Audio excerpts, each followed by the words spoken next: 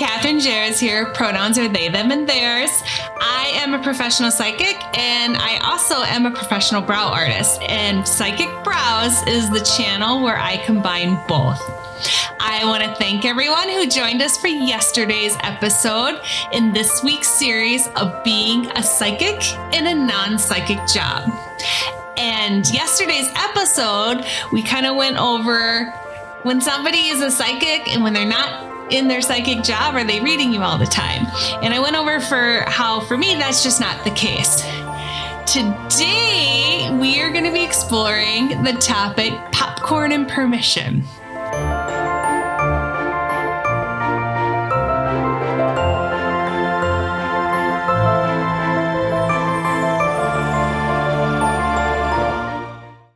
So, when I was early 20s. So, but a while ago, people. Somewhere like 20, 25 years ago. There we go. I was having my psychic stuff kind of reawakened from when I was a child, and how that went dormant. It didn't go non-existent, but it kind of went out of my consciousness for a while. And there's a story with that guess what? Another episode, we'll go over it.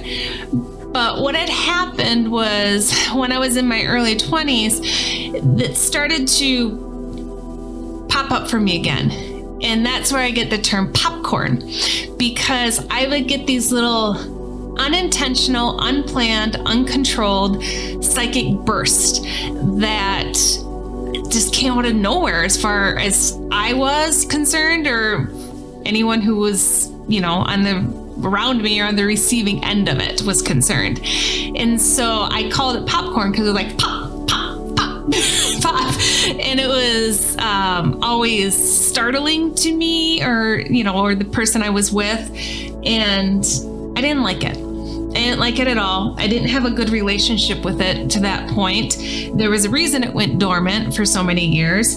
And I decided that after an episode that just was extra uncomfortable for me, that I was going to do something about it. So I was at the time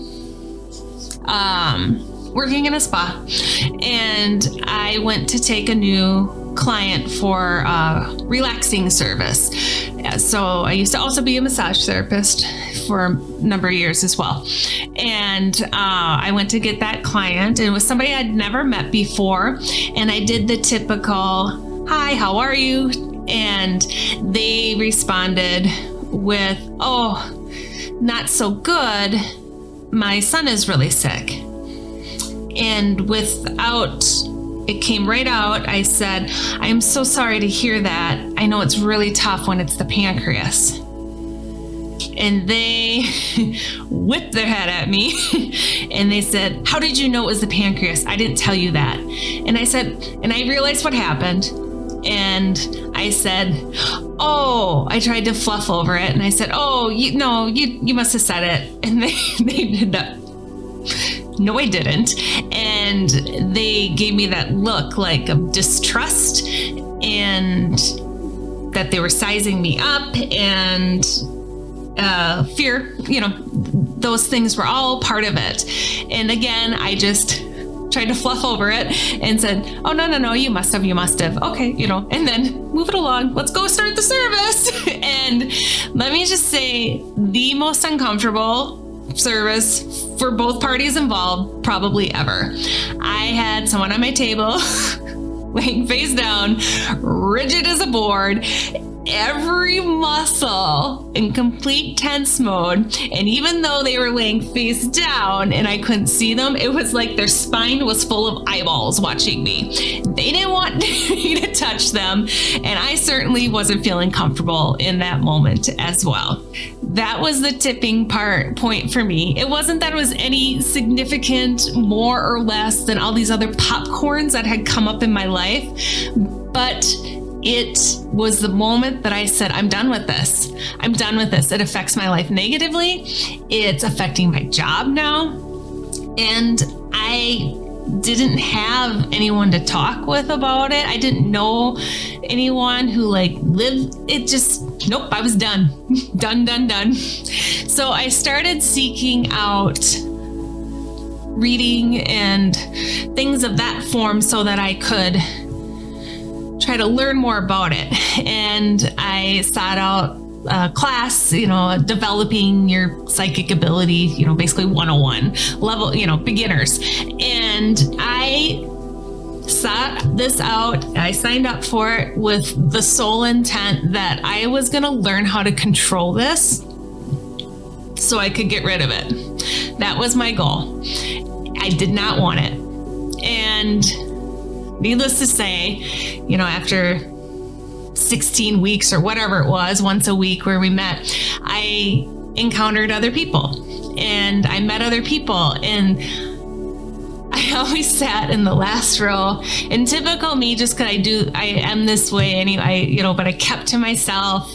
I didn't want to share with people. I'll admit it, I thought some of them were weird. And I just listened week after week, because the class would always start with just kind of some general discussion and open dialogue between the instructor and the people that were there. And just a lot of kind of question and answer directed to the instructor. And then the classmates would often add in things or experiences of their own. And I just sat there and watched every week. And I just couldn't believe that there were people that liked this or wanted more of it. And they would share their motivations for being there. And so many of them said, not all of them, but so many of them said that they wanted to be a professional psychic. That's what they wanted to do as a job. And I remember thinking in my head, what is wrong with you? Why in the world would you ever want to do this? And it was all private. And then in true fashion, there's always one person in a group, even though I'm always on the peripheral, there's always one person in the group that, or, one or two that just I connect with, or they connect with me. And there's a very kind person in that group. And no matter how many times I did not engage in the open invitation to really dialogue or talk, they always repeatedly offered me more. And so I am that introvert that you get sick of inviting to the party because they never show up. But we mean it when we say, keep inviting us, because it makes us feel good. And eventually we might show up.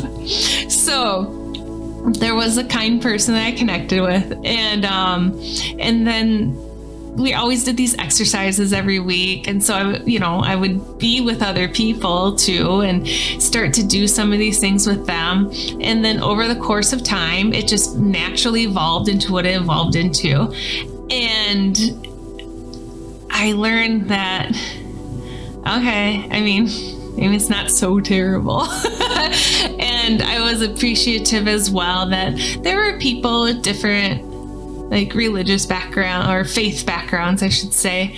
And that was a concept for me I didn't understand, because I very much considered it, they were very separate.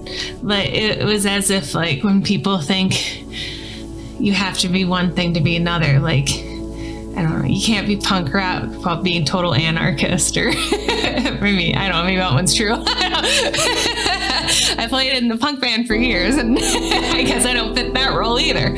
But that whole having what I call religious faith base and having a psychic ability and faith base as well, I didn't know until that point, I didn't know that was something that could be a combination together.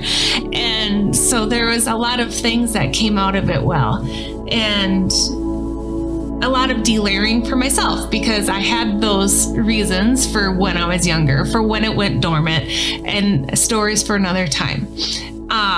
But that popcorn, I learned to start controlling it. And I learned that I wasn't just susceptible to it, that I didn't have to be constantly surprised when it happened, and that I could actually have this like guardian friend with me that was aiding me and there to, be my bud and my, like your own private guide. I guess that's why they're called guides. that just kind of clicked for me in that moment. Hilarious. But yeah, my own personal life guide with me. And so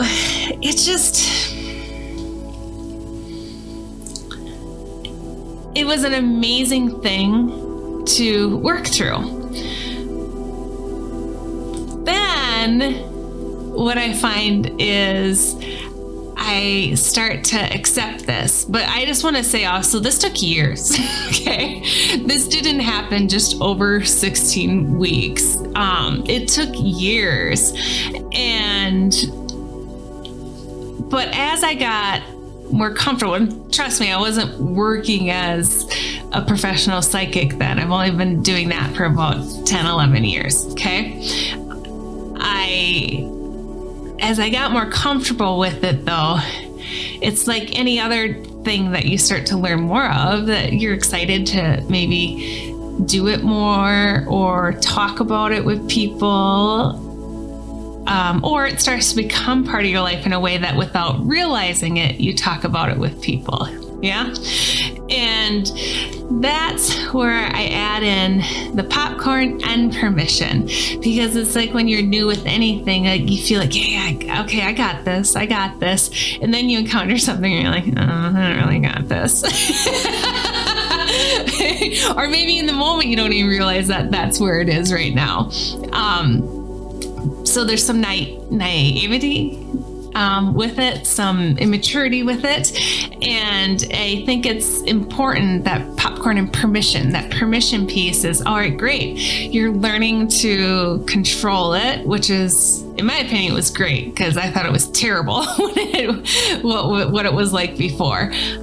But then once you get excited about it and you start doing it more, if you're not working, I don't know, as in a psychic company, I don't know, or an environment where that's the majority of people you're with, you're working in a job in a shared space, just like with other faith bases that people may have or ideologies, this is going to fall under that too. And there's that permission piece with it that I think is important when you're in a shared space. And yes, it goes back to the things I like to talk about, boundaries and ethics and having someone open the door for you. And one of those things where sometimes even now I'd be like, oh, why did I let that slip out? Or I think I said something that freaked someone out, right? And it's not that I'm saying you have to be completely censored in any form, because I'm not. That's not what I'm saying. But in a shared space, it is important to be respectful of others and realize that not everybody may feel exactly the same as you or have an understanding of what it is. And so it may freak them out a little bit. And I don't know if anyone's ever experienced that, like by something they did and they didn't mean to, or they shared something and it's freaked everyone out, or they did something, or coworkers witnessed it. Because sometimes you can have people that are really excited for the things you do too, and then it's easy to forget that there are people that that aren't excited. And so that's why I say popcorn and permission, because now having the control on it, I think, just like any other belief system that you have when you're in a shared space, that has to be remembered, that not everybody is on this, on the same page. And so to honor and respect each other with where you're at is important, but sometimes that can take, some people may feel stifled. And I think that you could talk to a lot of people that feel that way. Maybe it's different than you. That there are some people, church and the separation of church and state. It exists for a reason, but there are a lot of people that wish it didn't, and there's just as many that are glad that it does. And so, coexisting is truly about just respecting and honoring each other, and remembering that, as excited as someone may be, and I think whenever anyone approaches with honor and respect and boundaries, that people are able to, when you go back to that story I told earlier about the client interaction that made me decide I was going to learn how to control and get rid of my gifts, here's how that would be different now.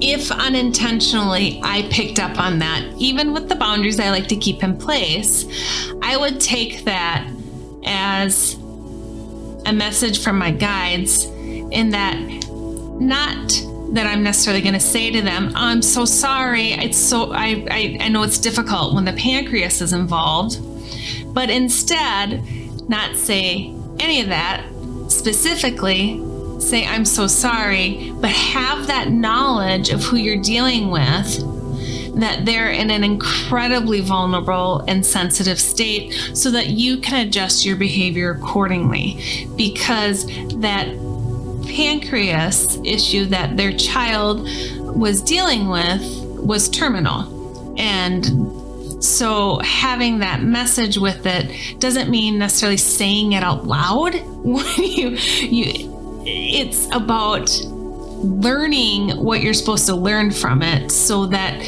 you can make the most positive impact, or the most helpful, or the most healing impact to those around you. I hope you enjoyed today's session. If you did, I would love it if you gave it a like and subscribe so you don't miss any of the episodes. And I look forward to seeing you tomorrow, which will be super exciting as we go into taking stuff home with you, energetic hitchhikers. Hey, thanks for joining. If you like more psychic or bra-related content, remember to subscribe and hit the notification bell, and then you won't miss any episodes.